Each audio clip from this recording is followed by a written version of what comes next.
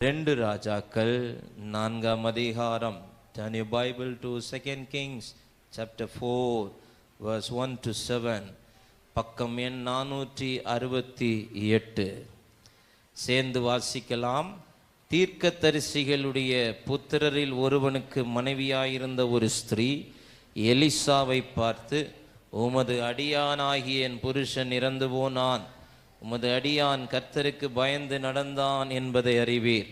கடன் கொடுத்தவன் இப்போது என் 2 குமாரரையும் தனக்கு அடிமைகளாக்கி கொள்ள வந்தான் என்றாள். எலிசா அவளை நோக்கி, நான் உனக்கு என்ன செய்ய வேண்டும்? வீட்டில் உன்னிடத்தில் என்ன இருக்கிறது சொல் என்றான். அதற்கு அவள், ஒரு குடம் எண்ணெய் அல்லாமல் உமது அடியாளுடைய வீட்டில் வேறொன்றும் இல்லை என்றாள்.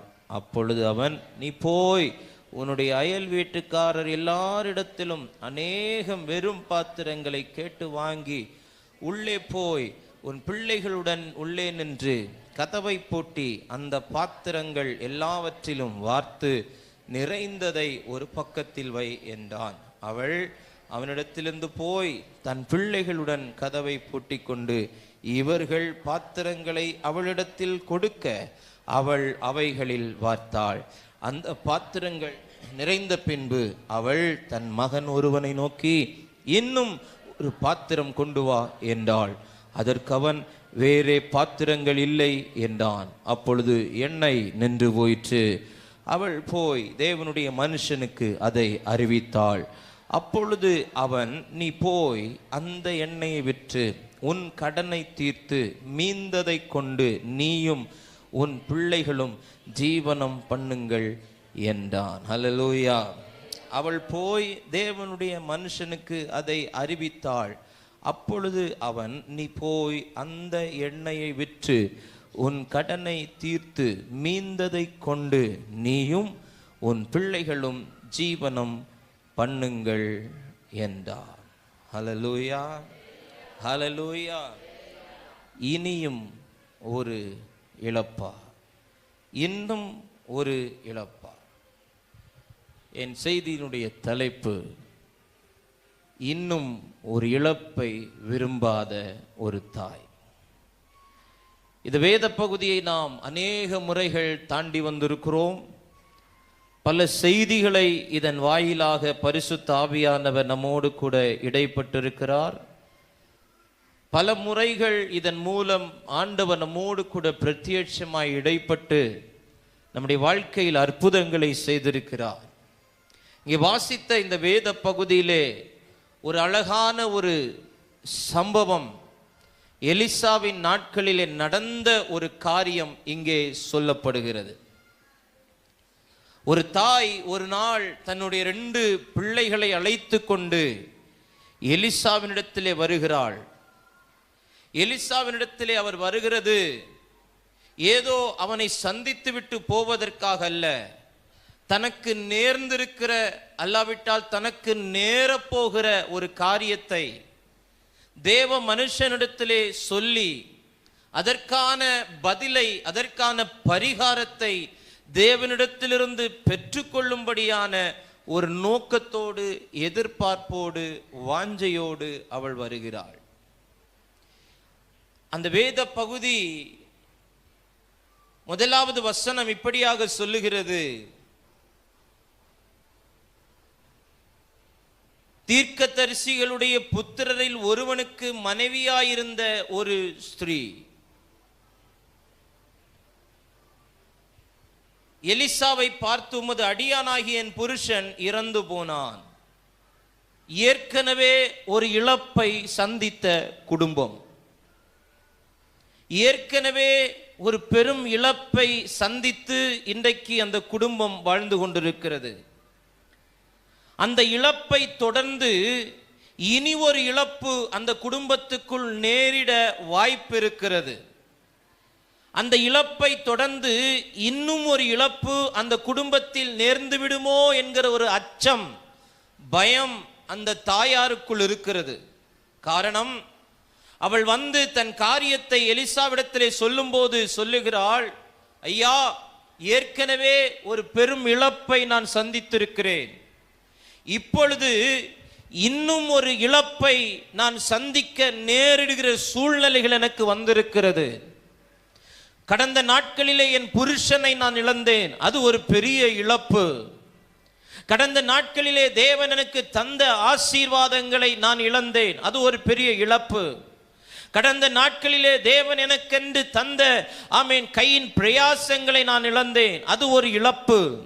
கடந்த நாட்களிலே தேவன் எனக்கு தந்த நன்மையான காரியங்கள், என் பிள்ளைகளுக்கு தந்த ஆசீர்வாதங்களை இழந்தேன், அது ஒரு பெரிய இழப்பு. அந்த இழப்பிலிருந்து மீண்டு வருவதற்குள்ளாக இன்னும் ஒரு இழப்பு என் வாழ்க்கையில் நேர்ந்து விடுமோ என்கிற ஒரு பயம் எனக்குள் வந்திருக்கிறது.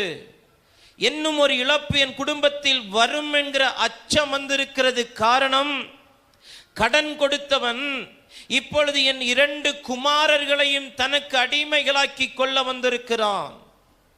இழப்பை சந்தித்த நான் இழப்பிலிருந்து விடுபடுவதற்கென்று முயற்சி செய்து கொண்டிருக்கும் போது இன்னொரு இழப்பு என் குடும்பத்துக்குள் வருவதற்கு ஆயத்தமாய் இருக்கிறது. அப்பொழுது அந்த தாய் ஒரு முடிவு பண்ணுகிறாள், இனியும் ஒரு இழப்பை என் குடும்பத்தில் அனுமதிக்க நான் முன்வர மாட்டேன். இனியும் ஒரு இழப்பு என் குடும்பத்திலே வருவதற்கு நான் காரணமாய் இருக்க மாட்டேன். ஒருவேளை கடந்த நாட்களிலே ஏதோ ஒரு வகையிலே இழப்பு வந்திருக்கலாம். என் புத்தியினத்தினாலேயோ, என் கணவனுடைய புத்தியினத்தினாலேயோ, என் பிள்ளைகளுடைய புத்தியினத்தினாலேயோ, அல்லாவிட்டால் தேவனுக்கு பிரியமில்லாத காரியத்தை செய்ததினாலேயோ ஏதோ ஒரு விதத்தில் நான் ஒரு இழப்பை சந்தித்து விட்டேன். இப்பொழுது இனியும் ஒரு இழப்பு நேரிடுமோ என்கிற ஒரு நிலைமையில் என் வாழ்க்கை வந்து நிற்கிறது. இனியும் ஒரு இழப்பை என் குடும்பம் தாங்காது. இனியும் ஒரு இழப்பை என் குடும்பத்திலே நான் அனுமதிக்க மாட்டேன். இந்த இழப்பிலிருந்து நான் மீண்டு வருவதற்கு ஒரு காரியம் செய்வேன் என்று ஒரு நல்ல தீர்மானத்தை அன்றைக்கு அந்த தாயார் எடுத்தது போல இந்த பரிசுத்த ஓய்வு நாள் ஆராதனையில் வந்திருக்கிற தேவ ஜனமே, இழப்பை சந்தித்த உன் வாழ்க்கையில் இனியும் ஒரு இழப்பு வராதிருப்பதற்கு இன்றைக்கு ஒரு தீர்மானத்தோடு இந்த ஆலயத்தை விட்டு கடந்து போக ஆண்டவர் உனக்கு உதவி செய்வாராக. ஹல்லேலூயா, ஹல்லேலூயா. இப்பொழுது இழப்பு யாருக்கு நேராய் வருகிறது? பிள்ளைகளை அடிமைகளாக்கி கொள்ள வருகிறான். இந்த கடைசி நாட்களிலே தேவனுடைய பிள்ளையே, அன்பு சகோதரா, சகோதரி, தகப்பனே, தாயே, நம்முடைய பிள்ளைகளை அடிமைகளாக்கி கொள்ள நினைக்கிற உலகம் இது. நம்முடைய பிள்ளைகளை அடிமைகளாக்கி கொள்ள நினைக்கிற சத்துரு வகை தேடி சுற்றி திரிகிற காலம். நம்முடைய பிள்ளைகளை எவ்விதத்திலாகிலும் அடிமைப்படுத்தி விடலாம். இவர்களை அடிமைப்படுத்தி விட்டால் ஒட்டுமொத்த குடும்பத்தையும் நமக்கு நேராய் கொண்டு வந்து விடலாம் என்கிற ஒரு பெரிய ஸ்ட்ராட்டஜியை அவன் பின்பற்றி கொண்டிருக்கிறான். இதை அறிந்திருக்கிறீர்களோ அறியாதிருக்கிறீர்களோ எனக்கு தெரியாது. ஆனால் இந்த பகல் வேளை பரிசுத்த ஆவியானவர் சொல்லுகிறார், நம்முடைய பிள்ளைகளை அடிமைகளாக்கும்படி சத்துரு ஒரு பெரிய திட்டம் தீட்டிக் கொண்டிருக்கும் போது என் ஆண்டவர் இந்த பகல் வேளை உன் பிள்ளைகளை ஆசீர்வதிக்கும்படி அதை பார்க்கில் ஒரு பெரிய திட்டத்தோடு இந்த பகல் வேளை வந்திருக்கிறார். ஆமென், ஹல்லேலூயா. சத்துரு உன் பிள்ளைகளை அடிமைகளாக்க பலவிதமான சூழ்நிலைகளை அவன் எதிர்கொண்டு வரும்போது என் ஆண்டவர் தன்னுடைய பிள்ளைகளுக்காக ஒரு தெய்வீக திட்டத்தோடு இந்த ஆலயத்தின் நடுவே உலாவி கொண்டிருக்கிறார். என் ஆண்டவர் இந்த காலை நேரத்திலே சபையோடு கூட பேசுகிறார். உன் பிள்ளைகளை அடிமைகளாக்கி கொள்ள வந்தவனுடைய கைகளிலே உன் பிள்ளைகளுடைய ஆத்துமாக்களை நான் ஒப்புக் கொடுப்பது இல்லை.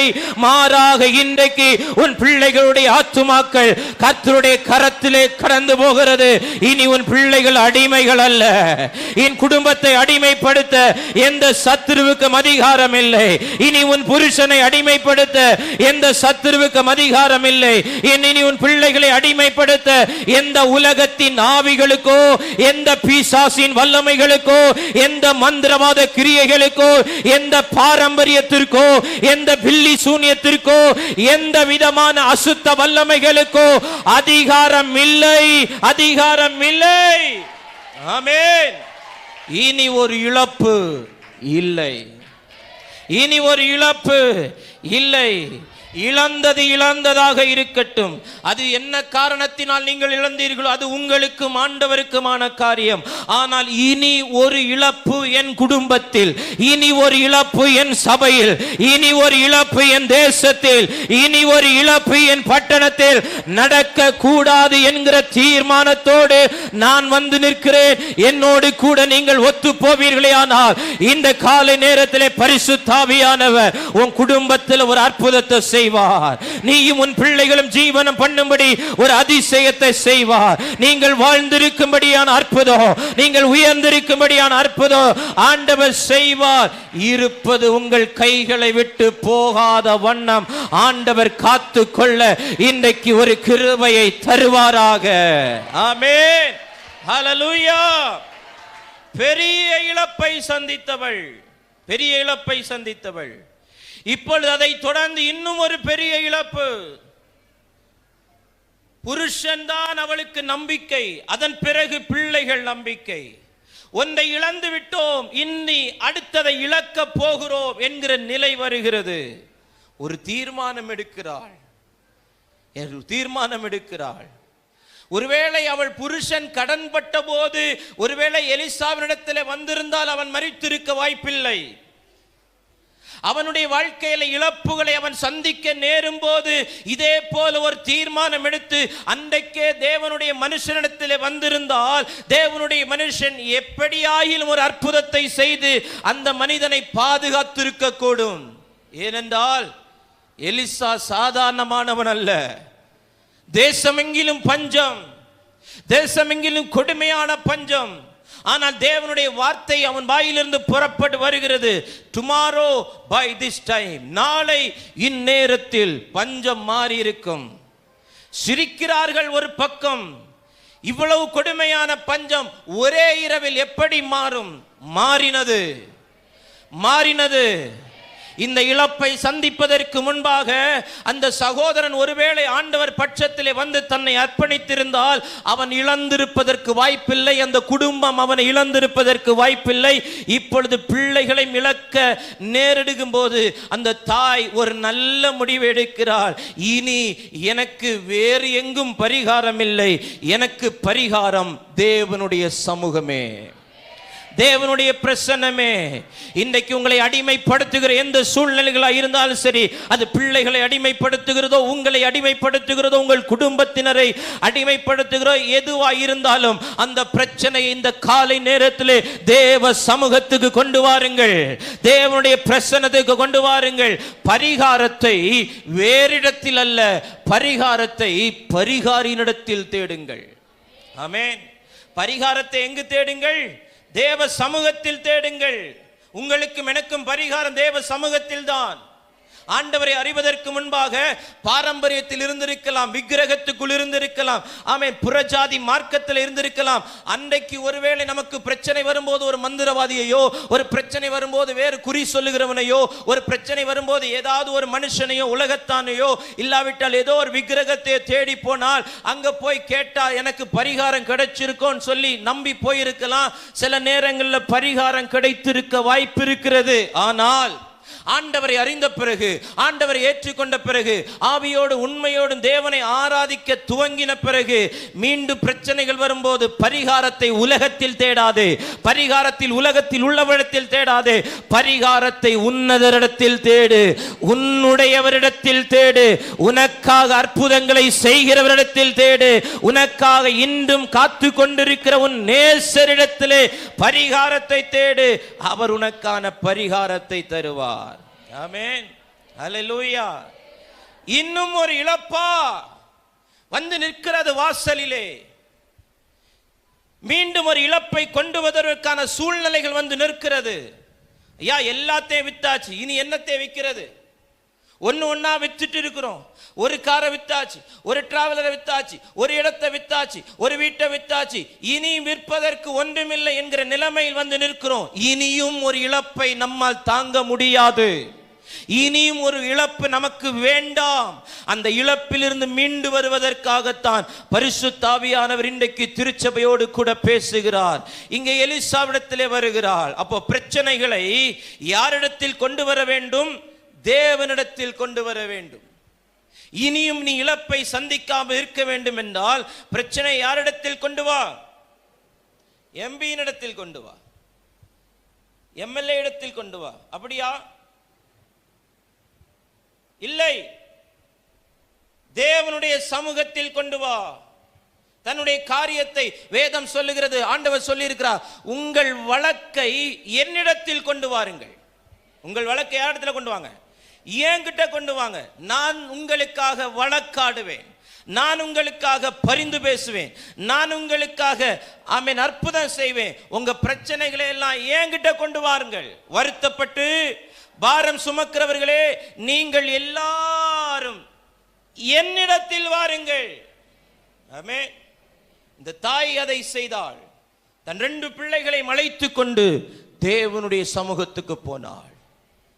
என் புருஷனுக்கு தெரிஞ்சவன்ட்ட போல, என் குடும்பத்துக்கு தெரிந்த யாரோ ஒருவர் வசதி உள்ளவராக இருக்கிற அவரிடத்துல போகல, இல்லாவிட்டால் பிள்ளைகளை வேறு எங்காவது ஒளித்து வைத்து விடலாம் என்கிற எண்ணம் வரல. மாறாக, இனியும் நான் ஒரு இழப்பை சந்திக்க ஆயத்தம் இல்லை, எனவே எனக்கு இந்த நேரத்தில் பரிகாரம் தேவ சமூகத்தில் தான், தேவ பிரசன்னத்தில் தான், தேவ மனுஷனிடத்தில் தான், தேவனுடைய சமூகம்தான் என்பதை அறிந்த தாய் தன் பிள்ளைகளோடு கூட தேவனுடைய சமூகத்தில் வந்தாள்.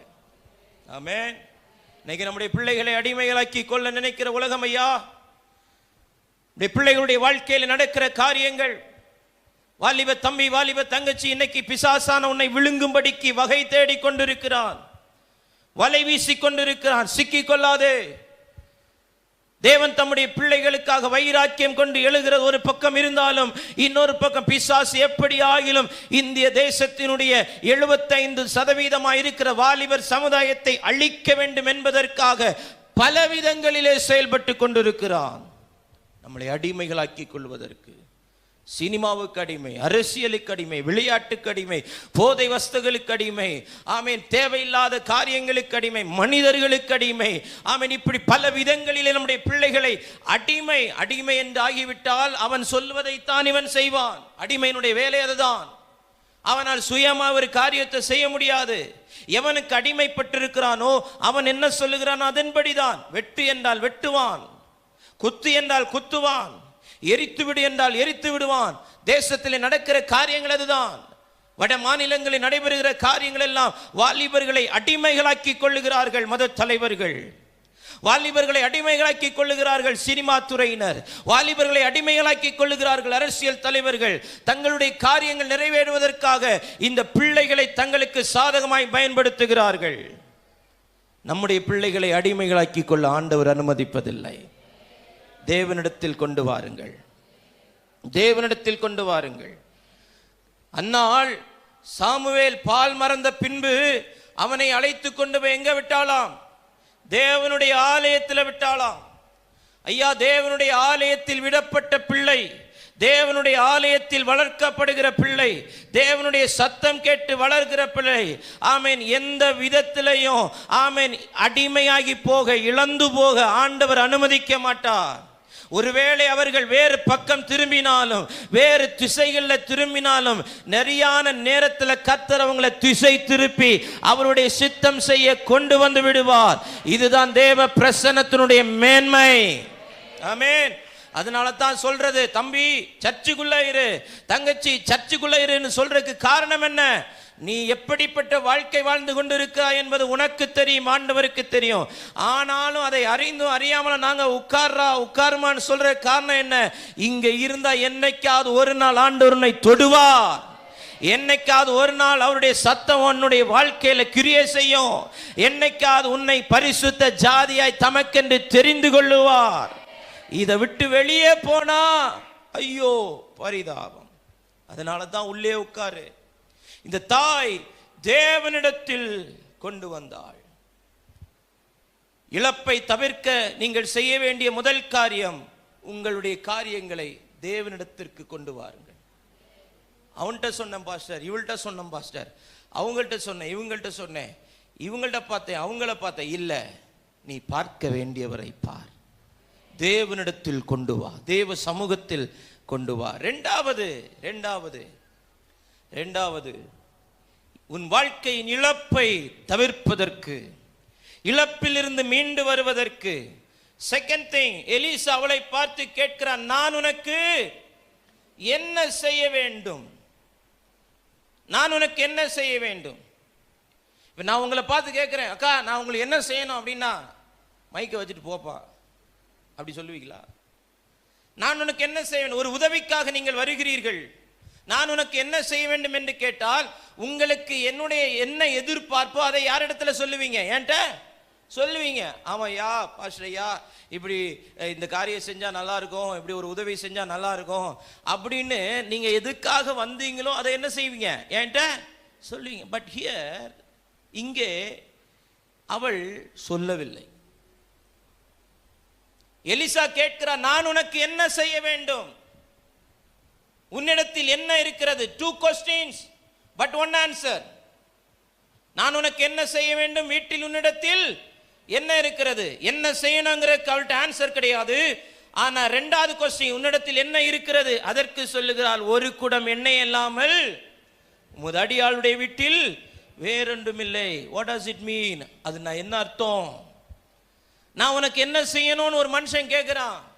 இதை செய்யுங்க சாமி, எனக்கு கடன் இருக்குது, இத்தனை லட்ச ரூபா கடன் இருக்குது, எப்படியாவது நீங்க பார்த்து கொடுத்தீங்கன்னா என் பிள்ளைங்களும் உங்க கூட இருந்து அவங்க அப்பா செஞ்ச வேலையை செஞ்சு தீர்க்கதரிசிகளுடைய புத்திரர்ல ஒருவனா என் பிள்ளையும் இருக்கும், ஆமே நம்ம வாழ்ற நாளெல்லாம் உமக்கு பணிவிட செய்வான், எப்படியாவது இதுல இருந்து எனக்கு ஒரு காப்பாற்றி கொடுங்க, எனக்கு ஒரு பரிகாரத்தை கொடுங்க அப்படின்னு இவ சொல்லி இருக்கணும். ஆனா இவ சொல்லல. மாறாக தேவ சித்தத்துக்கு தன்னுடைய வாழ்க்கையை அர்ப்பணிக்கிறாள். நான் உனக்கு என்ன செய்ய வேண்டும்? இதுவரைக்கும் எனக்கு இதை செய்யுங்கப்பா, இதை எனக்கு செய்யுங்கப்பா, என் பிள்ளைங்களுக்கு இதை செய்யுங்க ஆண்டவரே, இப்படி சொல்லி சொல்லி சொல்லி சொல்லி என் விருப்பத்தை சொல்லி, என் சித்தத்தை சொல்லி, என் ஆசையை சொல்லி இன்னைக்கு ஒன்றும் இல்லாம இழந்து போய் இன்னைக்கு நிற்கிறேன். இனியும் நான் என் வார்த்தையை சொல்லாம, இனியும் என் ஆசையை சொல்லாம, இனியும் என் விருப்பத்தை சொல்லாம, இனியும் என் பிள்ளைகளை குறித்த என்னுடைய வாஞ்சையை சொல்லாம, என் பிள்ளைகளை குறித்து, என்னை குறித்து, என் குடும்பத்தை குறித்து, என் சபையை குறித்து, என் பட்டணத்தை குறித்து, என் கிராமத்தை குறித்து, என் பள்ளிக்கூடத்தை குறித்து, என் வேலை ஸ்தலத்தை குறித்து நீர் என்ன சித்தம் வைத்திருக்கிறீரோ அதற்கு நான் ஒப்பு கொடுக்கிறேன்னு சொல்லி மௌனமா இருக்கிறா. தேவ சித்தம் அங்கே வெளிப்பட்டது. ஆமென். இழப்பை தவிர்ப்பதற்கு, இனியும் இழப்பை நீ சந்திக்காமல் இருப்பதற்கு, ஒன்று, உன் பிரச்சனைகளை தேவன் பக்கமாய் திருப்பி கொண்டு வா. 2வது, தேவ சித்தத்துக்கு ஒப்பு கொடு. Don't take tuition to God. தேவனுக்கு டியூஷன் எடுக்காதீங்க. பக்கத்துல பாத்துக்க, நீ என்ன பெரிய டியூஷன் வாத்தியாரா? ஆண்டவருக்கு டியூஷன் எடுக்க, ஆண்டவரே இப்படி செய்யும், ஆண்டவரே இப்படி பண்ணும், ஆண்டவரே do this, do that, don't do that, do like this, இப்படி பண்ணு, அப்படி பண்ணு. நீ என்ன, நீங்க டியூஷன் டீச்சரா? ஆண்டவருக்கு டியூஷன் எடுக்காத. he knows where to do, how to do, when to do, எப்ப செய்யணும், எங்க செய்யணும், எப்படி செய்யணும் என்பதை சகலமும் அறிந்தவர் ஆண்டவர். ஆமென். he is genius. அவர் ஞானத்தில் சிறந்தவர்.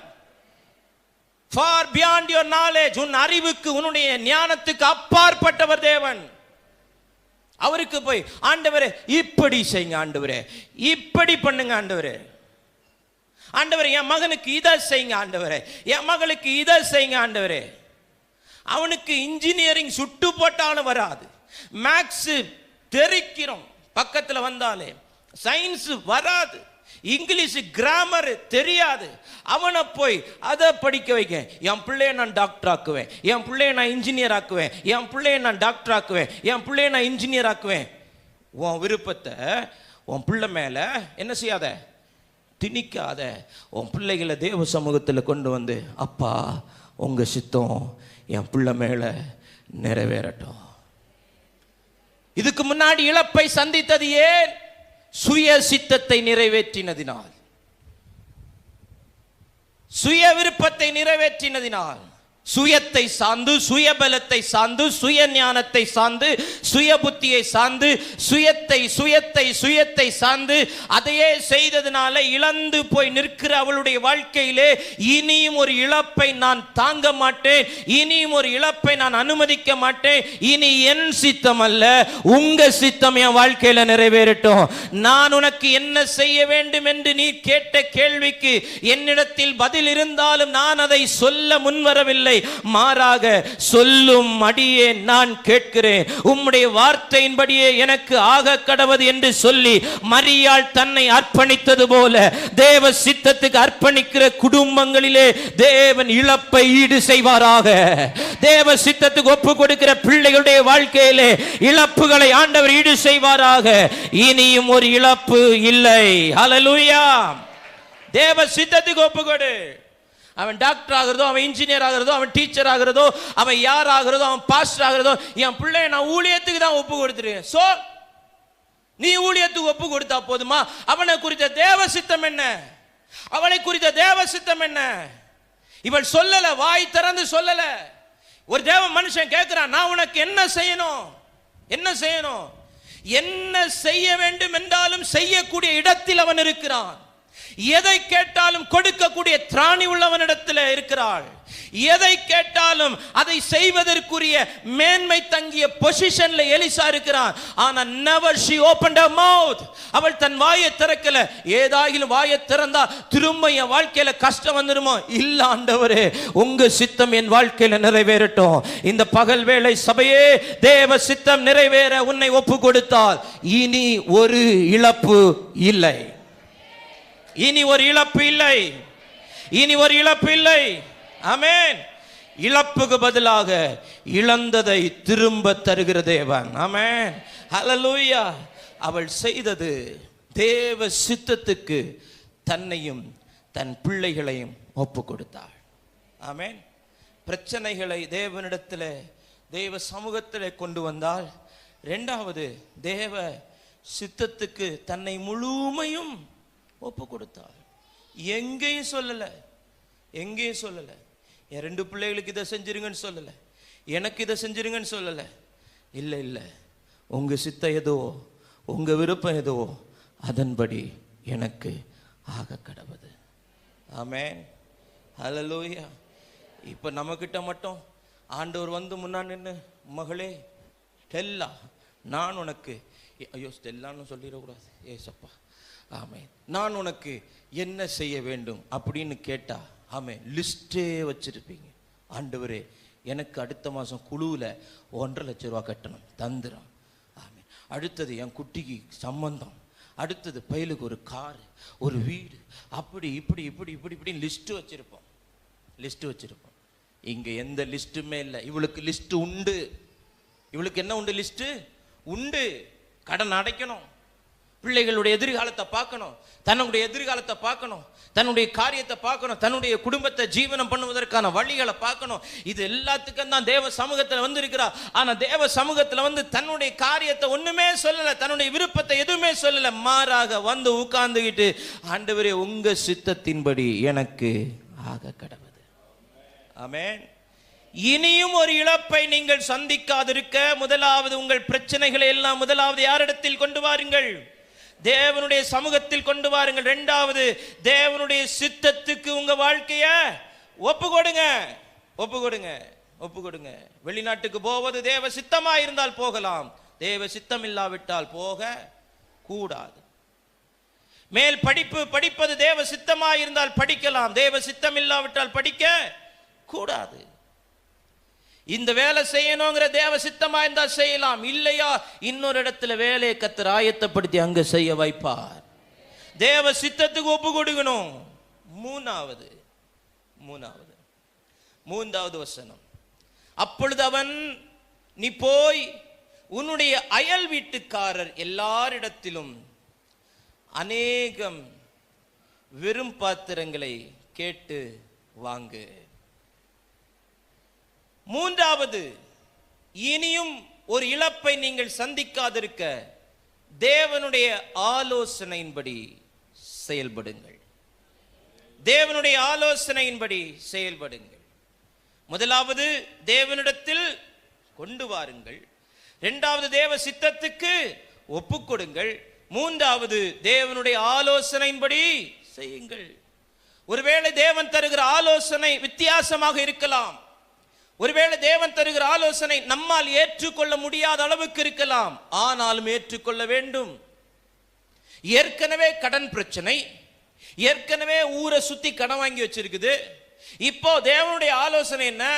ஒவ்வொரு இடத்திலும் போய் வெறும் பாத்திரத்தை என்ன செய், கேட்டு வாங்கு. அக்கா கொஞ்சம் அரிசி கொடு கேட்டா அதுல ஒரு நியாயம் இருக்குது. பாவம் கடன்பட்ட பிள்ளை, சோறு பொங்க என்ன இல்லை, அரிசி இல்லை, அதனால அரிசி கொடுப்போம். கூட இறக்கமுள்ள அந்த சகோதரி கூட அந்த அரிசிக்கு பதிலாக கொஞ்சம் காய்கறியும் கொடுக்க வாய்ப்பு இருக்குது.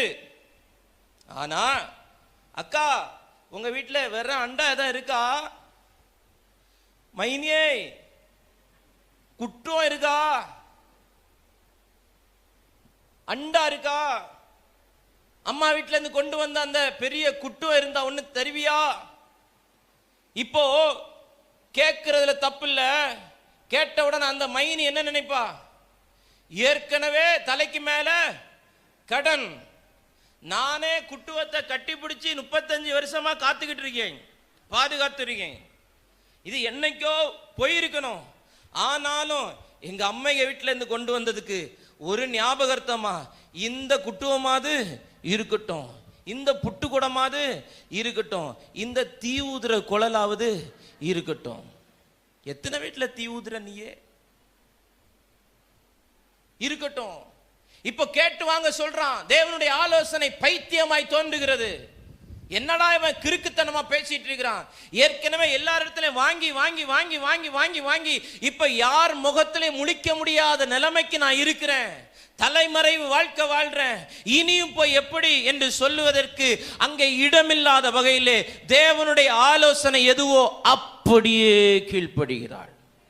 ஆமென், அல்லேலூயா. தேவனுடைய ஆலோசனை எதுவோ அப்படியே கீழ்ப்படுகிறாள். ஆண்டவர் சில நேரம் சொல்லுகிற ஆலோசனை மனுஷனுடைய புத்திக்கு அது பைத்தியமாய் தோன்றும்.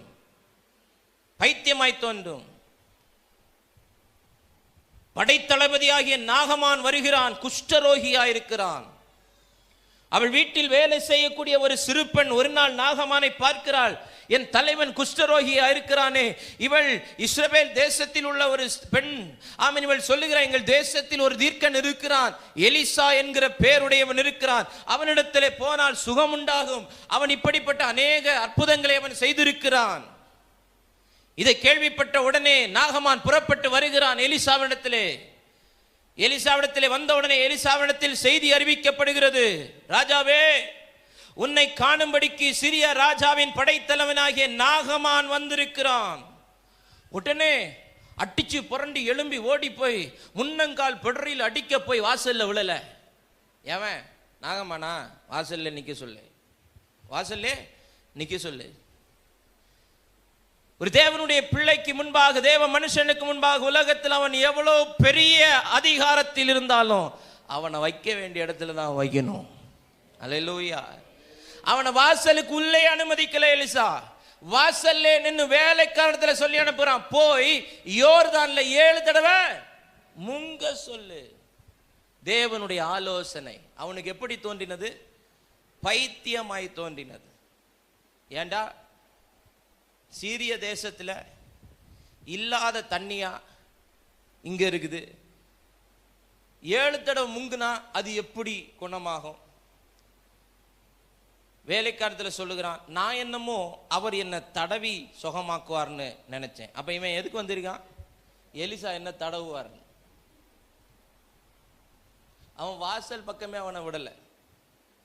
என்னமோ அவர் என்ன தொட்டு தடவி சுகமாக்குவார் நினைச்சா யோர்தான்ல போய் 7 தடவை முங்க சொல்றார். வேலைக்காரன் சொல்லுகிறான், சில நேரங்களில் ஆண்டவர் நமக்கு சின்ன ஆட்களை கொண்டு புத்திமதி சொல்லுவார் பாருங்க, அதை ஏற்றுக்கொள்ளணும். ஆமென். சொல்றான். பெருசா என்ன எஜமானே சொல்லிட்டார், பெருசா என்ன சொல்லிட்டார், 7 தடவை முங்க சொல்றார். வா நீ வா, யோர்தான் நதிக்கரையில போய் 7 தடவை முங்கு, நான் இருக்கிறேன் என்றேன் கரெக்டா. 1 2 3 4 5 6 ஆகும்போது நாகமானுக்கு திகைப்பு உண்டாகுதோ இல்லையோ, வேலைக்காரனுக்கு பயம், அடிவயிறு கலங்கி இருக்கும். 7வது முறை இவன் மாறலன்னா என்னையும் கொன்றுவானே. ஆமே. அப்போ இவனும் ஜெபிக்க ஆரம்பிச்சிருவான் பாருங்க. எப்படியாவது 7வது தடவை முங்கும் போது அவன் குஷ்டரோகம் மாறிரட்டும். 7வது தடவை முங்கி எழும்பும் போது அவன் சாயல் சிறு பிள்ளையினுடைய சாயலை போல் மாறினது. ஆமென். ஆரம்பத்தில் தேவனுடைய ஆலோசனை கேட்கும் போது அது அபத்தமாயிருக்கும். ஆரம்பத்தில் தேவனுடைய ஆலோசனை கேட்கும் போது அது ஏற்றுக்கொள்ள முடியாத போல் இருக்கும்.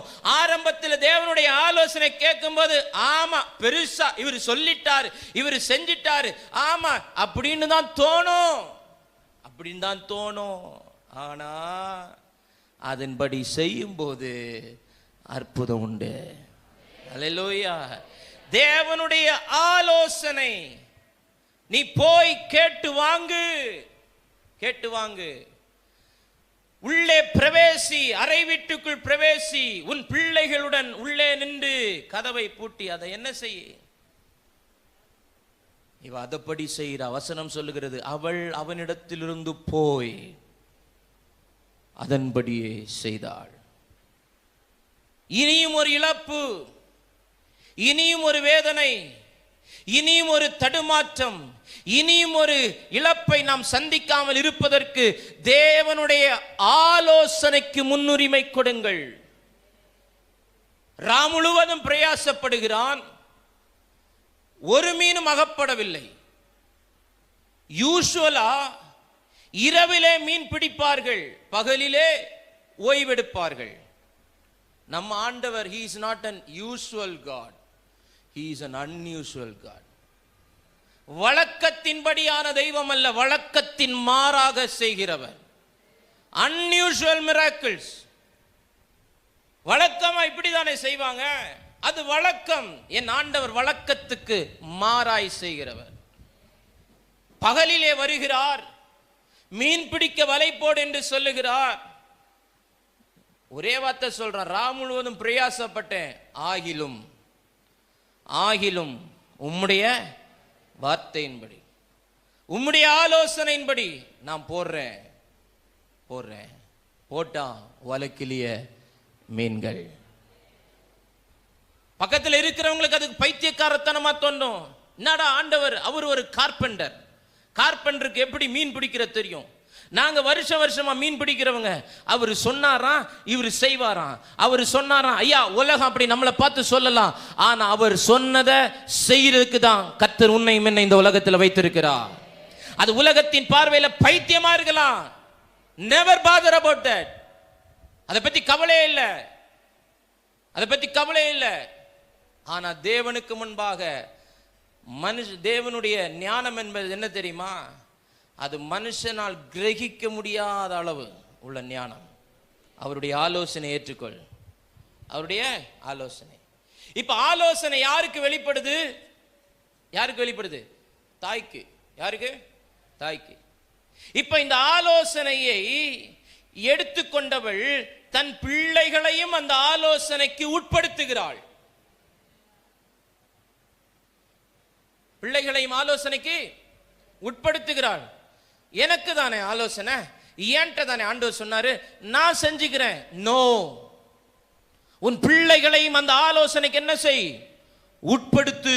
வசனம் சொல்லுகிறது, உள்ளே போய் உன் பிள்ளைகளுடன் உள்ளே நின்று கதவை பூட்டி அந்த பாத்திரங்கள் எல்லாவற்றிலும் வார்த்து நிறைந்ததை ஒரு பக்கத்தில் வை என்றான். அவளிடத்திலிருந்து போய் தன் பிள்ளைகளுடன் கதவை பூட்டி கொண்டு, நல்ல கவனிங்க, இவர்கள் பாத்திரங்களை அவளிடத்தில் கொடுக்க அவள் அவைகளில் வார்த்தாள். இவர்கள் பாத்திரங்களை அவளிடத்தில் கொடுக்க அவள் அவைகளில் வார்த்தாள். ஐயா, குடும்பம் முழுவதும் தேவ ஆலோசனைக்கு கீழ்ப்படியணும். குடும்பம் முழுவதும் தேவ ஆலோசனைக்கு உட்படணும். தகப்பன் ஆலோசனை கேட்கலாம், தாய் ஆலோசனை கேட்கலாம், பிள்ளைகள் கேட்க மாட்டோம் என்றால் குடும்பத்தில் இழப்பு ஈடு செய்யப்படாது. குடும்பத்தில் இனி ஒரு இழப்பு வராமல் இருக்கணும்னா ஒட்டுமொத்த குடும்பமும் தேவனுடைய ஆலோசனைக்கு உட்பட்டே ஆக வேண்டும். ஆமென். என் புள்ளோ பாஸ்டர், என் மகன் பாஸ்டர், என் மக பாஸ்டர், சோ வாட்? ஆண்டவர் சொல்றார், உன் பிள்ளைகளோட பிரவேசி, உன் பிள்ளைகளோட அறை வீட்டுக்குள்ள போ, உன் பிள்ளைகளோட கதவை போட்டு உன் பிள்ளைகளோட எண்ணெயை வார்க்க ஆரம்பி. என் பிள்ளை கஷ்டப்படுவான், அவன் படிச்சட்டு. இன்னைக்கு உபவாச ஜெபம், அவளுக்கு லீவு, அதனால அவ இருந்து படிக்கட்டு. அவ உதயகிரி கோட்டையில இருப்பா, அவ முட்டம்பீச்சில் இருப்பா, அவ எங்கேயோ இருப்பான். ஆனா தாயின் தகப்பன என்ன, வீட்டில் லீவு, பிள்ளைகளை ஆலயத்துக்குள்ள கொண்டு வராம வீட்டில் விட்டுட்டு வந்துட்டு இங்க வந்து தேவ ஆலோசனையின்படி செய்கிறேன்னு சொன்னா நடக்காதையா. வசனம் தெளிவாய் சொல்லுகிறது, இவர்கள் பாத்திரங்களை அவளிடத்தில் கொடுக்க அவள் அவைகளை வார்த்தாள். உங்க பிள்ளைங்களை தேவ ஆலோசனைக்கு உட்படுத்துங்க, உங்க குடும்பத்தை தேவ ஆலோசனைக்கு உட்படுத்துங்க. முயற்சி செய்யுங்க, முயற்சி செய்யுங்க. எப்படி ஆகிலும் ஐயா, மகனே, மகளே, என் அத்தா, என்ன பொண்ணு கத்தாவே, எந்த பாரி, எந்த பர்த்தா, தெய்வம் இങ്ങനെ ஒரு ஆலோசனை பறஞ்சிட்டு உண்டு. எப்படி ஆகிலும் நாம் எல்லாம் சேர்ந்து இந்த ஆலோசனை என்ன செய்வோம்? நிறைவேற்றும். சொல்லி கேட்கலையா, பச்சை மட்டை எடுங்க, சாத்துங்க, கீழ்ப்படிய வைங்க. பிறம்பை கையாடாதவன் தன் பிள்ளையை பகைக்கிறான். ஐயா, ஒரு குறிப்பிட்ட காலம் வரைக்கும் தான் நம்ம கட்டுப்பாட்டுக்குள்ள இருப்பாங்க. அதுக்கு மேல அது வேற லெவல்ல போயிடும். இந்த நிலைமையில அவனை நம்ம கட்டுக்குள்ள வைக்கணும். தேவனுடைய ஆலோசனைக்கு அவனை உட்படுத்தணும். உட்படுத்தலையா, அதற்குரிய இழப்பை நாம் சந்தித்தே ஆக வேண்டும். இந்த தாய்க்கு சொல்லப்பட்ட ஆலோசனை பிள்ளைகளை முற்படுத்துகிறாள். டேய், போய் ஒரு பாத்திரத்தை வாங்கிட்டு வா. வசனம் சொல்லுகிறது பாருங்க, அவள் தன் மகனை ஒருவனை நோக்கி, இன்னும் ஒரு பாத்திரம் வாங்கிட்டு வா, நீ போ, வாங்கிட்டு வா, நீ போ, நீ செய், நீ பண்ணு. ஆலோசனை குடும்பத்துக்கு, எனக்கல்ல, குடும்பத்துக்கு, எனக்கல்ல, குடும்பத்துக்கு, எனக்கல்ல, உனக்கும் சேர்த்துதான், எனக்கு மாத்திரமல்ல உங்களுக்கும் சேர்த்துதான் ஆலோசனை. எனவே நீங்களும் இதில் இன்வால்வ் ஆகணும், நீங்களும் இதில் பங்கெடுக்கணும். தேவனுடைய ஆலோசனைக்கு தன் பிள்ளைகளை உட்படுத்தினாள், ஜீவனம் பண்ணினாள், இழப்பு மாறினது. ஆமென். அப்ப இனி ஒரு இழப்பை நம்முடைய குடும்பம் சந்திக்காதிருக்க, ஒன்று, தேவனிடத்தில் வாருங்கள், தேவ சமூகத்தில் வாருங்கள். இரண்டாவது, தேவனுடைய சித்தத்துக்கு ஒப்பு கொடுங்க. மூணாவது, தேவனுடைய ஆலோசனைக்கு செவி கொடுங்க. செவி கொடுப்பது மட்டுமல்ல, தேவனுடைய ஆலோசனைக்கு பிள்ளைகளையும் குடும்பத்தையும் என்ன செய்யுங்க? உட்படுத்துங்க. ஒரு காரியம் நீங்க சாதிக்கணும்னா உங்க குடும்பம் மொத்தத்தையும் நீங்க உட்படுத்துறீங்கல்ல. டேய், அம்மைக்கு இப்படி ஒரு ஆசை இருக்கு, கொப்பன் அதுக்கு தடையா இருக்கான், பிள்ளை நீ தான் எப்படியாவது எனக்கு ஆசையை நிறைவேற்றுக்கு. பக்கத்துல பாருங்க, பின்னால உள்ளைய பார்க்கல, முன்ன உள்ளைய பார்க்குற, என்ன தெரியல, என்ன பரிபாடின்னு எனக்கு தெரியல. நமக்கு ஒரு காரியம் சாதிக்கிறதுக்கு, அப்பா ஒரு காரியம் சாதிக்கணும்னா பிள்ளையை கூப்பிட்டு, டே மக்களே, அம்மைக்கு தெரியண்டா, அம்மிட்ட சொல்லிடாத, அம்மாவுக்கு தெரிஞ்சா என்ன கொன்றுவா, உனக்கு நான் ஒரு ஐஸ்கிரீம் வாங்கி தரேன், உனக்கு ஒரு நான் சாக்லேட் வாங்கி தரேன் அப்படின்னு சொல்லி உங்க காரியத்தை நிறைவேற்றுக்க உங்க பிள்ளைங்களை உங்களோடு கூட இன்வால்வ் பண்ண வைக்கிறீங்கல்ல. ஆவியானவர் இன்னைக்கு சபைக்கு சொல்றாரு, தேவ ஆலோசனை நிறைவேற்றுக்கும் அந்த அளவுக்கு முயற்சி எடுங்க, அந்த அளவுக்கு பிள்ளைகளை உள்ள கொண்டு வாங்க, அந்த அளவுக்கு குடும்பத்தை உள்ள கொண்டு வாங்க. ஜீவனம் பண்ணும்படியான கிருபை தருவார், ஜீவனம் பண்ணும்படியான கிருபை தருவார். தேவனிடத்தில் வாருங்கள், தேவனுடைய சித்தத்துக்கு ஒப்பு கொடுங்கள். மூன்றாவது, தேவனுடைய ஆலோசனையின்படி செய்யுங்கள். தேவனுடைய ஆலோசனையின்படி செய்யுங்கள். இனி ஒரு இழப்பு இல்லை, இனி ஒரு இழப்பு இல்லை. நீங்களும் உங்கள் பிள்ளைகளும் ஜீவனம் பண்ணுவீர்கள். ஹல்லேலூயா. நீங்களும் உங்கள் பிள்ளைகளும் ஜீவனம் பண்ணுவீர்கள். கடைசியாக ஒரு காரியத்தை சொல்லி நான் ஜெபிக்க விரும்புகிறேன். எலிசாவிடத்தில் கேட்கிறான், நான் உனக்கு என்ன செய்ய வேண்டும்? வீட்டில் உன்னிடத்தில் என்ன இருக்கிறது? இவள் சொல்லுகிறாள், ஒரு குடம் எண்ணெய் அல்லாமல் வேறொன்றும் என்னிடத்தில் இல்லை. அவ்வளவு பிரச்சனைகள், அவ்வளவு இழப்புகள், அவ்வளவு போராட்டங்கள் நடுவிலேயும் எண்ணெயை காத்து கொண்டவள், எண்ணெயை காத்து கொண்டவள். அந்த நாட்களிலே ஒரு பெண் திருமணமாகி புருஷன் வீட்டுக்கு போகும்போது தன் தாய் வீட்டு சீதனமாக ஒரு குடம் எண்ணெயை கொடுத்து அனுப்புவார்களாம். ஒரு குடம் எண்ணெயை கொடுத்து அனுப்புவார்களாம். அந்த எண்ணெய் விலையேற பெற்ற எண்ணெய், ஒலிவ எண்ணெய். அது எத்தனை ஆண்டுகள் ஆனாலும் கெட்டு போகாமல் அந்த பானையில் இருக்கும். அந்த எண்ணெயை அந்த குடும்பத்துக்கு, அந்த பிள்ளைக்கு கொடுத்து வாழப்போகிற புருஷன் வீட்டில் அதை சீதனமாக கொடுத்து அனுப்புவார்கள். எந்த சூழ்நிலை வந்தாலும் இந்த எண்ணெய் பாதுகாக்கப்பட வேண்டும் என்கிற ஒரு கட்டளையோடு அனுப்புவார்களாம். இவளும் அப்படி அந்த எண்ணெயை கொண்டு வந்திருக்கிறாள். ஒருவேளை அந்த எண்ணெய் அவனுடையதா இருந்தால் அவன் அதை விற்று என்ன செய்திருப்பான்? ஒரு வட்டி கடன் என்ன செஞ்சிருப்பான்? தீர்த்திருப்பான். அந்த எண்ணெய் யாருடையது? அம்மாவுடையது, அக்காவுடையது. அதை அவள் பாதுகாத்து கொண்டாள். ஒருவேளை நான் இப்படி இமேஜின் பண்ணி பார்க்கிறேன், இவன் ஒருவேளை போராடி இருக்கலாம். அந்த ஒரு குடம் எண்ணெய் குடு, அது பல ஆயிரம் ரூபாய்களுக்கு அது போதுமானது. ஐயா, 100 மில்லி எண்ணெய் எவ்வளவு? 1 லிட்டர் தேங்காய் எண்ணெய் எவ்வளவு சொல்லுங்க? யூஸ் பண்றது இல்லையா? 260 80? சரி வச்சுங்க, 250. உங்களுக்கு வேண்டாம், எனக்கு வேண்டாம். 250 1 லிட்டர் எண்ணெய், ஒரு குடம் எண்ணெய். ஒரு குடம் சாதாரணமாக ஒரு குடம் 20 லிட்டர். சாதாரணமாக ஒரு குடம் 20 லிட்டர். இங்கே ஒரு குடம் என்று சொல்லப்படுவது ஒரு பெரிய ஜாடியை குறிக்கிறது. அப்போ குறைஞ்சது ஒரு 100 லிட்டர் எண்ணெயாவது அதில் என்ன செய்யும்? இருக்கும். அப்போ கூட்டி கணிச்சு பாருங்க, குறைஞ்சபட்சம் எவ்வளவு ரூபா சொல்லுங்க? இது தேங்காய் எண்ணெய் 250, ஆலிவ் ஆயில் அதை விட 4 மடங்கு விலை கூடினது. அன்னைக்கு இருந்த நிலைமைக்கு அவ்வளவு 1000 ரூபாய்கள் செல்லுபடி ஆகக்கூடிய ஒரு எண்ணெய் வீட்டில் இருக்கிறது. கடனை தீர்க்கணும், இதை எடுத்துடலான்னு சொல்லி அவன் நினைச்சிருக்கலாம். ஆனா அவ விடல. அவன் என்ன செய்யல? விடல. எண்ணெயை காத்து கொண்டாள். ஆமென். எண்ணெயை நான் காத்துக்கொள்ள வேண்டும் என்னால் எனக்குள் இருக்கிற எண்ணெயை நான் காத்துக்கொள்ள வேண்டியது அவசியம். ஆமென். உங்களை நீங்கள் காத்துக்கொள்ள வேண்டும் என்றால் உங்களுக்குள் இருக்கிற எண்ணெய் பாதுகாக்கப்பட வேண்டியது அவசியம். எண்ணெய் எதை குறிக்கிறது? பரிசுத்தத்தை குறிக்கிறது. பரிசுத்தத்தை காத்துக்கொண்டால் எப்பொழுது இந்த எண்ணெய் உடைக்கப்படும்? என்றைக்கு தன்னுடைய புருஷனை அவள் ஒரு விதத்தை இழந்தாலோ, அல்லாவிட்டால் இந்த புருஷனோடு என்னால் வாழ முடியாது, நான் எனக்கென்று ஒரு வாழ்க்கையை நான் ஏற்படுத்தி கொள்ளேனேன் என்று விரும்புகிறாளோ, அன்னைக்கு அந்த எண்ணெயை எடுத்து உடைத்து தன்னுடைய உடன்படிக்கையை, அந்த குடும்பத்தோடு அந்த புருஷனோடு உள்ள உடன்படிக்கை முறித்துவிட்டு அவள் வேறொரு குடும்பத்துக்கு போய்விடலாம். இதுதான் வழக்கம். ஆனால் தன் கணவன் இறந்த பிறகும் தன் பரிசுத்தத்தை காத்து கொண்டவள், தன் குடும்பத்தில் ஒரு இழப்பை சந்தித்த பிறகும் எவ்விதத்திலேயும் தன்னுடைய பரிசுத்தம் கெட்டு போகாமல் பாதுகாத்து கொண்ட ஒரு குடும்பம் மீண்டும் ஜீவனம் பண்ண ஆரம்பித்தது. எண்ணெயை காத்து கொண்டால் மீண்டும் கர்த்தர் உனக்கு ஒரு ஜீவனை புதுப்பித்து தருவார். எண்ணெயை காத்து கொண்டால் மீண்டும் கர்த்தர் உன்னை வாழ வைப்பார். ஆமென். இன்னைக்கு புருஷன் அந்த பக்கம் போனாலே வேறு பக்கம் போகிற உலகம்.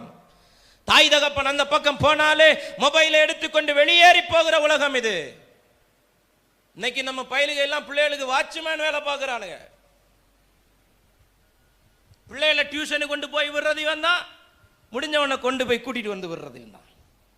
காசு வாங்காம செக்யூரிட்டி வேலை. செக்யூரிட்டி வேலை. உன் தகப்பன் முன்னாடி, உன் தாய் முன்னாடி ஒரு போன் வந்தா நீ பேச முடியலன்னா அந்த போனு எங்கிருந்து வர்றது? எங்கிருந்து வருது சொல்லுங்க? கென்ஸ்டின்னு சொல்லிட்டேன் சார். யார்கிட்ட வருது சொல்லுங்க? எல்லாம் அமைதியாக உட்கார்ந்து ஒப்பா இந்த பூனையும் பால் குடிக்குமா அப்படிங்கிற மாதிரி. ஒன்றும் இல்லை எங்களுக்கு. நீ நல்லா இருந்தா நீ தான் நல்லா இருப்ப, நானா நல்லா இருப்பேன். நீ நல்லா இருந்தா யார் நல்லா இருப்ப? நீ நல்லா இருந்தா உங்க அப்பா உங்க அம்மா தான் நல்லா இருப்பேன், நானா நல்லா இருப்பேன்? நீங்கள் நல்லா இருந்தால் உன் குடும்பம் நல்லா இருக்கும் தம்பி, உன் எதிர்காலம் நல்லா இருக்கும். இன்னைக்கு நீ ஃபோனை எடுத்துக்கிட்டு வாக்கி இங்கே இருந்தோம் அங்கே இருந்து இங்கே என்னடான்னு பார்த்தா இவர் வந்து வாட்ச்மேன் வேலை பார்க்க, செக்யூரிட்டி வேலை. பத்திரமா கொண்டு பஸ் ஏற்றி விட்டுட்டு அதுக்கு நீ கண்டக்டராக போ, அதுக்கு நீ நீலகல்ல சட்டையை போட்டு செக்யூரிட்டியாக போயிடும் இல்லை காலேஜ் வாசல்ல. கண்ணு திரும்பினா திசை மாறிட்டா அப்பா இல்ல அம்மா இல்ல அப்படின்னா வீட்டுக்குள்ள வேற நடக்குது. கண்ணு இமைக்கிற நேரத்துல மொபைல்ல ஒரு மெசேஜ், எங்க வீட்டுக்கு மேட்ரு தெரிஞ்சு போச்சு. இது வீட்டுல அம்மா பேத்த வாக்குல இருக்குது. தோப்பன் கஷ்டப்பட்டு ரப்பர் பாலையும் வெட்டிக்கிட்டு அங்கே மர வேலையும் செஞ்சுக்கிட்டு வண்டியை ஓட்டிக்கிட்டு ராத்திரி முழுவதும் வண்டி ஓட்டி ராத்திரி முழுவதும் வேலை செஞ்சு ஒயரிங்கம் பிளம்பிங்கம் மேலே நின்று செஞ்சு அவர் இங்கே டயர்டாக வந்து நின்னா பிள்ளை நினைக்குது, பையன் நினைக்கிறான், நான் எங்கள் அப்பாவை ஏமாத்திட்டேன். உன்னை நீயே ஏமாற்றுகிறாய். இவ தன்னுடைய எண்ணெயை காத்து கொண்டாள். இவன் நினைச்சிருந்தா கடன் வாங்கினவன் செத்து போயிட்டான், இனி எனக்கு ஒரு வாழ்க்கையை நான் அமைத்துக் கொள்ள விரும்புகிறேன். பிள்ளைகள் அவன் பெற்ற பிள்ளைகள், அவனுடைய பிள்ளைகள் அவன் வீட்டில் கொண்டு விட்டுட்டு நான் என் வாழ்க்கையை தெரிந்திருக்கலாம், தெரிந்து கொள்ளவில்லை. எண்ணெயை காத்து கொண்டாள். எண்ணெய் இருந்தா பாதுகாப்பு உண்டு, எண்ணெய் இருந்தா வாழ்க்கை உண்டு. இந்த எண்ணெய் தான் அவளுக்கு ஜீவனத்துக்கு ஆதாரமா வந்துச்சு. ஆமென். எண்ணெய் பரிசுத்தத்தை குறிக்கிறது. மத்தேயு 6:17 பரிசுத்தத்தை குறிக்கிறது. மத்தேயு 25:4 எண்ணெய் அபிஷேக தைலத்தை குறிக்கிறது. எண்ணெய் எதுக்கு குறிக்கிறது? அபிஷேகம். என்னன்னா என்ன? பரிசுத்தம். எண்ணெய் எதுக்கு உபயோகப்படுகிறது? பரிசுத்தம். இரண்டாவது எண்ணெய் எதை குறிப்பிடுகிறது? அபிஷேகம். அபிஷேகம். ராஜாக்களை அபிஷேகம் பண்றதுக்கு என்ன, தீர்க்கதரிசிகளை அபிஷேகம் பண்றதுக்கு என்ன, ஆசாரியர்களை அபிஷேகம் பண்றதுக்கு என்ன? எண்ணெய். அது அபிஷேகத்தை குறிக்கிறது. அபிஷேகத்தை தக்க வைத்துக்கொள். எந்த சூழ்நிலை அபிஷேகத்தை என்ன செஞ்சிடாத, இழந்துராத. பரிசுத்தத்தை இழந்துராத, அபிஷேகத்தை இழந்துராத, கிருபையை இழந்துராத. எண்ணெய் பிரதிஷ்டையை குறிக்கிறது. எண்ணெய் எதை குறிக்கிறது? பிரதிஷ்டையை குறிக்கிறது. பிரதிஷ்டை. நீங்களும் நானும் தேவனுக்கு முன்பாக பிரதிஷ்டை பண்ணப்பட்டவர்கள். ஆமென். தன் தாயின் கற்பத்திலே உருவாகும் முன்னே பெயர் சொல்லி அழைக்கப்பட்ட சிம்சோன், இவன் நசரேனாக இருப்பான் என்று பிரதிஷ்டை பண்ணப்பட்டவன். இவன் ஆமென் இஸ்ரவேலுக்கு ஆமென் நியாயாதிபதியாக இருப்பான் என்று பிரதிஷ்டை பண்ணப்பட்டவன். பிரதிஷ்டையை இழந்துட்டான். பிரதிஷ்டையை இழந்துட்டான். பெரிய வீரன் தான், பெரிய வீரன் தான், பலசாலிதான், பெலிஸ்தியர்களை முறியடித்தவன் தான், பச்சை தாடை எலும்பு எடுத்து 1000 பேரை நிமிடத்தில் அழித்தவன் தான். பலமுள்ளவன், பலமுள்ளவன். பிரதிஷ்டையை இழந்தான், எல்லாவற்றையும் இழந்து போனான். பிரதிஷ்டையை இழந்தான், கண்களை இழந்தான். பிரதிஷ்டை இழந்தான், தன்னுடைய ஸ்தானத்தை இழந்தான். பிரதிஷ்டை இழந்தான், தனக்குண்டான மேன்மைகளை இழந்தான். பிரதிஷ்டை இழந்தான், முடிவிலே தன் ஜீவனையே இழந்து போனான். பக்கத்துல பார்த்து சொல்லு, பிரதிஷ்டை இழக்காத, பிரதிஷ்டை இழக்காத. அவ்வளவு கடன் பிரச்சனையிலும், அவ்வளவு போராட்டத்திலும், அவ்வளவு இழப்பிலையும் தனக்கென்று உள்ள எண்ணெயை அவள் பாதுகாத்து கொண்டாள். ஆமென். தேவ மனுஷன் கேட்கிற, உன்னிடத்தில் என்ன இருக்கிறது? ஐயா, ஒரு குடம் எண்ணெய் இல்லாமல் வேறு ஒன்றும் இல்லை. எல்லாத்தையும் வித்துட்டான், எல்லாத்தையும் வித்தாச்சு. இப்போ ஒரு குடம் எண்ணெய் தான் இருக்குது. உள்ள எரிகிற அபிஷேகம், உள்ள இருக்கிற பிரதிஷ்டை, உள்ள இருக்கிற அர்ப்பணிப்பு, உள்ள இருக்கிற பரிசுத்தம், உள்ள இருக்கிற அந்த கிருபை இன்னும் இருக்குது, இன்னும் இருக்குது, இன்னும் இருக்குதுன்னா மீண்டும் கர்த்தர் உன்னை ஜீவனம் பண்ணும்படிக்கு ஆண்டவர் குடும்பத்துக்கு ஒரு கிருபை தருவார். ஆமென். எதை இழந்தாலும் பரிசுத்தத்தை இழந்து போகாதே. எதை இழந்தாலும் அபிஷேகத்தை இழந்து போகாதே. எதை இழந்தாலும் பிரதிஷ்டை இழந்து போகாதே. எதை இழந்தாலும் யாக்கோபு 5:14 சொல்லுகிறது, ஒருவன் வியாதிப்பட்டால் எண்ணெய் பூசி ஜெபம் பண்ணுவார்கள். விசுவாசம் உள்ள ஜெபம் பிணியாளியை ரட்சிக்கும். லூக்கா 10:34. காயத்துல எண்ணெயும் திராட்சரசம் வார்த்தான். ஆமென். எண்ணெய் அது வல்லமையை குறிக்கிறது. எண்ணெய் வல்லமை குறிக்கிறது. there is power in the oil. எண்ணெயில் என்ன இருக்குது? வல்லமை இருக்குது. அப்ப உனக்குள்ள இருக்கிற எண்ணெயில் என்ன இருக்குது? வல்லமை இருக்குது. தேவன் ஒவ்வொருவருக்கும் ஒரு வல்லமையை கொடுத்திருக்கிறார். இழந்து போகாத, பரிசுத்தத்தை இழக்காத, அபிஷேகத்தை இழக்காத, பிரதிஷ்டை இழக்காத, வல்லமை என்ன செய்யாத, இழக்காத. எதை இழந்தாலும் இதை இழக்கலன்னா இழந்ததெல்லாம் திரும்ப வரும். ஆமென். எல்லாம் இருந்து இது போயிருச்சுன்னா ஒன்னும் வராது. எல்லாம் போய் இது இருந்தா இழந்ததை பார்க்கிலும் இரட்டத்தனையாய் ஆண்டவர் திரும்ப தருவார். ஆமென். ஹல்லேலூயா. ஐயா பிள்ளை போயிருச்சு, ஐயா சுகம் போயிருச்சு, சொத்து பத்து போயிருச்சு, ஆடு மாடு போயிருச்சு, எல்லாம் போயிருச்சு. எல்லாம் போனாலும் தேவன் மேல உள்ள நம்பிக்கை போகல, தேவன் மேல உள்ள விசுவாசம் போகல, தேவனை குறித்த அறிவு போகல. அதனால தான் யோபு இழந்ததை எல்லாத்தையும் திரும்ப பெற்றுக்கொண்டான். இந்த பகல் வேளை இனியும் ஒரு இழப்பு உனக்கு வராதிருக்க உனக்குள் இருக்கிற எண்ணெயை அதிகரிக்கப்பார். உனக்குள் இருக்கிற எண்ணெயை அதிகரிக்கப்பார். பரிசுத்தமாகிறவன் இன்னும் பரிசுத்தமாகட்டும். அபிஷேகத்தில் இருக்கிறவன் இன்னும் அபிஷேகத்துக்குள்ள வரட்டும். பிரதிஷ்டைகள் இன்னும் புதுப்பிக்கப்படட்டும். வல்லமை இன்னும் அதிகரிக்கட்டும். இது இருந்தா போதும். நீயும் உன் சந்ததியும் ஜீவனம் பண்ணுவீர்கள். இது இல்லைன்னா அவன் நிலைமையை யோசித்து பாருங்க. இந்த குடம், ஒரு குடம் எண்ணெய் அவள்கிட்ட இல்லைன்னா, அவள் ஒருவேளை தன் பரிசுத்தத்தை காத்து கொள்ளாம இருந்தால், தன் பிள்ளைகளுடைய எதிர்காலத்துக்காக, ஆமென், என் பிள்ளைகளுக்காகத்தான் நான் இன்னொரு கல்யாணம் பண்ணேன், என் பிள்ளைகளுக்காகத்தான் நான் இன்னொரு வாழ்க்கையை பார்த்தேன், என் பிள்ளைகளுக்காக என்று சொல்லி போயிருந்தால் அது நடந்திருக்காது. பரிசுத்தத்தை காத்து கொண்டாள், எண்ணெயை காத்து கொண்டாள், எண்ணெயை காத்து கொண்டாள். பரிசுத்தம், அபிஷேகம், பிரதிஷ்டை, வல்லமை இதெல்லாம் தன்னிடத்திலே காத்து கொண்டதுனால தான் அவளால் தைரியமாக வந்து சொல்ல முடிஞ்சிச்சு, என்கிட்ட வேற ஒன்றும் இல்லை, நீர் விரும்புகிற பரிசுத்தம் என்கிட்ட இருக்குது, என்கிட்ட வேற ஒன்றும் இல்லை, என் பிரதிஷ்டை இருக்குது, நீர் விரும்புகிற அந்த அபிஷேகம், நீர் தந்த அபிஷேகம் இருக்குது, நான் பண்ணின பிரதிஷ்டை இருக்குது, என் அர்ப்பணிப்பு இருக்குது, என் அழைப்பு இருக்குது, அபிஷேகம் இருக்குது, அர்ப்பணிப்பு இருக்குது. வேற என்ன வேணும்? இது இருந்தால் போதும், இது இருந்தால் போதும். அபிஷேகமும் அர்ப்பணிப்பும், ஆமேன், இந்த ஆமேன் அபிஷேக தைலம், அர்ப்பணிப்பு, இந்த பிரதிஷ்டை, இந்த பரிசுத்தம், இந்த வல்லமை, இது நமக்குள்ள இருந்தால் போதும். இனி ஒரு இழப்பு நம் வாழ்க்கையில் இல்லை. எண்ணெயை காத்துக்கொள், எண்ணெயை காத்துக்கொள்.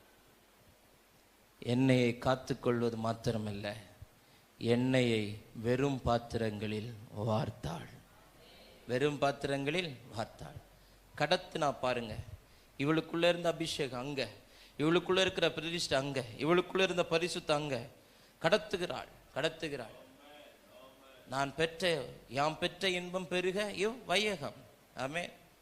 போத்தீசில் ஆடி மாதம் தள்ளுபடி போனோம், சொல்லணும், ஆடி தள்ளுபடியா வந்து அப்படியா எப்படியா, ஓ ரைட், ஓகே. இங்கே ஒரு புதிய கடையா, அங்கே பயங்கரமாக இருக்குதான், என்ன பண்ணலாம். இந்த இடத்துக்கு போனால் அது பயங்கரமாக இருக்குதா. ஒரு டூருக்கு ஒரு இடத்துக்கு போய் ஆச்சுன்னா அந்த இடத்த பற்றி கம்ப்ளீட் டீட்டெயில்ஸை வர்றவங்கள்ட்ட போகிறவங்கள்ட்ட என்ன சொல்கிறேன், இப்படி நான் போனேன், அங்கே போனேன். ஒரு நாளாவது இதை கடத்தி இருக்கிறோமா? இந்த அபிஷேகத்தை கடத்தி இருக்கிறோமா? இந்த பரிசுத்தத்தை கடத்தி இருக்கிறோமா? ஆண்டவரே, என்ன போல இவனை மாட்டோம், என்ன போல ஒரு ஊழியக்காரனை மாட்டோம், வைராக்கியம் உழவட்டும், எனக்குள்ள இருக்கிற அபிஷேகம், impartation. You have to believe in impartation. ஆமென். அல்லேலூயா. பவுல் சொல்லுகிறான் தீமோத்தேயுக்கு, ஆமென், மூப்பர்கள் உன்மேல் கைகளை வைத்த போது நீ பெற்றுக்கொண்ட வரத்தை அனல் மூட்டி எழுப்பிவிடு. அதான் இம்பார்ட்டேஷன். நம்ம விசுவாசத்தோட நம்ம பிள்ளைங்க தலைமையில கை வச்சா நமக்குள்ள இருக்கிற ஆவி அவனுக்குள்ள என்ன செய்யும்? போகும். நீ நல்லாவியா இருந்தா,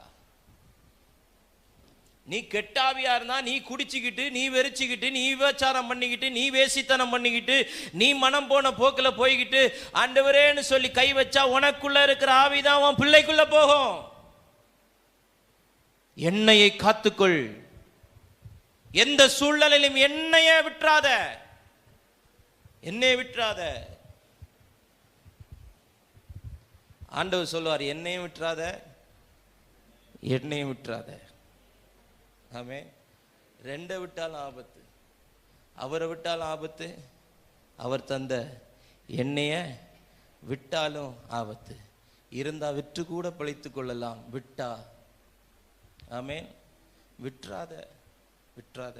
இருந்தா விற்று பிழைக்கலாம், கடனை தீர்த்து ஜீவனம் பண்ணலாம். இல்லாமல் போனால் இழப்பு. ஆண்டவர் இன்னைக்கு நம்மோடு கூட பேசுகிற காரியம், இனியும் ஒரு இழப்பு நமக்கு வேண்டாம். தேவனிடத்தில் கொண்டு வாருங்கள். உங்களுடைய சகல காரியங்களுக்கும் பதில், பரிகாரம் தேவ சமூகத்தில் இருக்கிறது. தேவ சமூகத்தில் இருக்கிறது. தேவனுடைய சித்தத்தின்படி செய்யுங்கள், சுயத்தின்படி செய்யாதிருங்கள். நீதிமொழிகள் 21:20 வாசிங்க பார்க்கலாம்.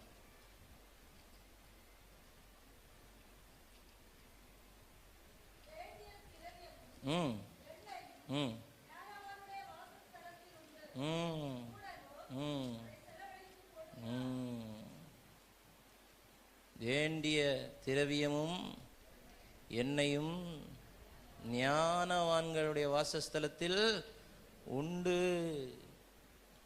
மூடனோ அதை செலவழித்து போடுகிறான். அப்ப எண்ணெய வச்சிருக்கிறவன் ஞானவான், எண்ணெயை வைத்திருக்கிறவன் ஞானவான். என்ன பிரச்சனை வந்தாலும் இயேசுவை விட மாட்டேன்னு சொல்றவன் ஞானவான். என்ன சூழ்நிலை வந்தாலும் ஆண்டவருக்கு பிரதிஷ்டை பண்ணியிருக்கிறேன், நான் விட மாட்டேன், இந்த பிரதிஷ்டையிலேருந்து விலக மாட்டேன், கலப்பையில கை வச்சுக்கிட்டு என்ன செய்ய மாட்டேன், பின்னிட்டு பார்க்க மாட்டேன். ஞான ஸ்நான உடன்படிக்கைக்கு நேரா வந்துகிட்டு ஆமேன், வேதம் சொல்லுகிறது, நான் என் கண்களோடு உடன்படிக்கை பண்ணின நான் அந்நிய ஸ்திரீயை நோக்கி பார்க்கிறது என்ன? ஞான ஸ்நானம் என்பது சாதாரண நினைச்சியா? உடன்படிக்கை பண்ணும்போது, ஆண்டவர் உம்மோடு கூட உடன்படிக்கை பண்ணுங்க, உம்மை தவிர வேறு எங்கே என் கண்ணு போகாது அப்படிங்கிறது தான் உடன்படிக்கை. இன்னைக்கு உன் இஷ்டத்துக்கு வாழலான்னா வாழு, நல்லா வாழு, நல்லா வாழு, உன் இஷ்டம் போல வாழு, மன விரும்பினபடி போல வாழு. அப்பனை ஏமாற்றி, அம்மா ஏமாற்றி, பாஸ்டரை ஏமாற்றி, சபையை ஏமாற்றி, குடும்பத்தை ஏமாற்றி, ஊரை ஏமாற்றி, எல்லாரும் ஏமாற்றி நீ வாழு. எவ்வளோ நாள் வாழ்ந்துருவேன்னு நானும் பார்க்குறேன். எண்ணெயை காத்துக்கொள். பரிசுத்தம், அபிஷேகம், பிரதிஷ்டை, வல்லமை, இதெல்லாம் யாருக்கும் கிடைக்காது, நமக்கு உண்டு. ஆண்டவர் நமக்கு தந்திருக்கிறார், ஆண்டவர் நமக்கு தந்திருக்கிறார். அதை காத்துக்கொள்ளணும். என்ன வந்தாலும் என்ன வந்தாலும் எது வந்தாலும் ஆண்டவரே இதை காத்துக்கொள்வேன், இதை நான் விட்டுற மாட்டேன். இதை விட்டுட்டா எனக்கு ஜீவனம் பண்ண வேற வழியே இல்லை, இதை விட்டுட்டா எனக்கு எதிர்காலம் இல்லை. இன்னைக்கு ஆண்டவர் சொல்லுகிறார், இனி ஒரு இழப்பை சந்திக்காமல் இருக்க நீ உன் பிரச்சனைகளை தேவன் பிரசனத்துக்கு கொண்டு வா, தேவ சித்தத்துக்கு ஒப்புக்கொடு. Don't take tuition for God. ஆண்டவருக்கு என்ன செய்யாதீங்க, டியூஷன் எடுக்காதீங்க. திரும்ப திரும்ப சொல்கிறேன், சில பேர் ஊழியக்காரங்களை கூப்பிடுவாங்க, கூப்பிட்டுட்டு அவங்களே சொல்லிட்டு இருப்பாங்க, அவங்களே ஆலோசனை கொடுத்துட்ருப்பாங்க. இப்படி செய்யலாம் இல்லையா பாஸ்டர், இப்படி பண்ணலாம் இல்லையா பாஸ்டர், அப்புறம் எதுக்கு என்னைய கூப்பிட்ட?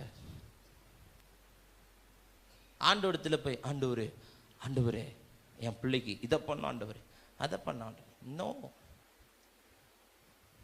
என் வழிகள் உன் வழிகள் என் வழிகள் அல்ல, உன் நினைவுகள் என் நினைவுகள் அல்ல. ஆனால் உன்னை குறித்து எனக்கு ஒரு நினைவு உண்டு, அது வானத்துக்கும் பூமிக்கும் எவ்வளவு உயரமோ அவ்வளோ உயரமாக இருக்குது. நாம் சின்ன மூளை, நம்ம மூளை எத்தனை சைஸு? இதுதான் உங்கள் மூளைக்கு சைஸ், என்ன பாருங்கள், இதுதான் உங்கள் மூளைக்கு சைஸ். இந்த மூளையை வச்சுக்கிட்டு என்னெல்லாம் பண்ணுறிய? அவர் இத்தனை கோடிக்கணக்கான மக்களை இந்த தேசத்தில் உண்டாக்கி உருவாக்கி, ஆமேன், அவர் எல்லாரையும் உள்ளங்கையில் வச்சிருக்காராம். எப்படி வச்சிருக்காராம்? நானும் அங்கே தான் இருக்கிறேன், இங்கே இருக்கிற 300 பேரும் அவருக்கு உள்ளங்கையில் தான் இருக்கிறேன். அப்போ அவர் எவ்வளவு பெரிய தெய்வம். அதை தான் வேதம் சொல்லுகிறது, வானமும் பூமியும் கொல்லாத தெய்வம் அவர். வானம் பூமியும் கொள்ளாது. அவருக்கு போய் நாம் ஆலோசனை கொடுக்குறோம், ஆண்டவரே இப்படி செய்யுங்க, ஆண்டவரே ஆண்டவரே இப்படி செய்யுங்க, ஆண்டவரே ஆண்டவரே இப்படி செய்யுங்க, ஆண்டவரே. No, never do that. அப்படி செய்யாதீங்க. நான் என்ன செய்ய வேண்டும் என்று கேட்டபோதும் அவள் சொல்லாமல் உம்முடைய சித்தத்தின்படி நடக்கட்டும். இதுவரைக்கும் என் சுயத்தின்படி நடந்து இழப்பை பார்த்துட்டேன். இதுவரைக்கும் என் சுயத்தின்படி செய்து நிறைய நஷ்டத்தை பார்த்துட்டேன். இனியும் ஒரு இழப்பு என் வாழ்க்கையில் வேண்டாம், என் திருச்சபையில் வேண்டாம், தேசத்தில் வேண்டாம். இனி உங்கள் சித்தமாகட்டும் என்று சொல்லுகிறவர்கள் மாத்திரம் தேவ சமூகத்தில் எழுந்து நிற்கலாம். ஆண்டுடைய பிரசன்னத்திலே